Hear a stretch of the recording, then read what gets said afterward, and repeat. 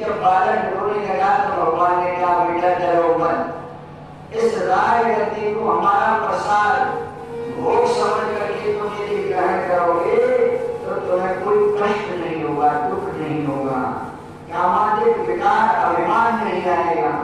और यदि अपना पुरुषार्थ समझ करके करोगे तब तो नारायण तुम्हें परेशानी होगी, अवगत रहोगे।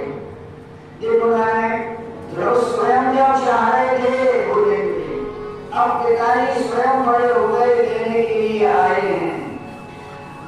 आकर सहित ले गए, गद्दी पर बैठा करके अपना मुकुट रख दिया और कहा बेटा ध्रुव तुमने अपना नाम अमर कर दिया, जो काम तुम्हारे पिता नहीं कर पाए वो काम तुम पुत्र ने करके दिखा दिया।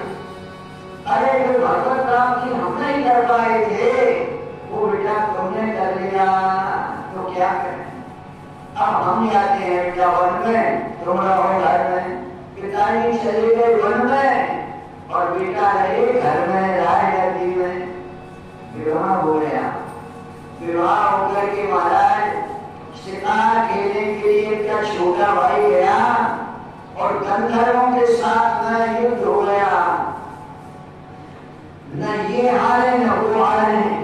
उसी समय पर महाराज ब्रह्मा जी आए, उन्होंने माला दी और ध्रुव जी को समझाया कि हे ध्रुव तुम तो ध्रुव पद के अधिकारी हो, मोक्ष पद के अधिकारी हो, इसलिए इसको छोड़ दो।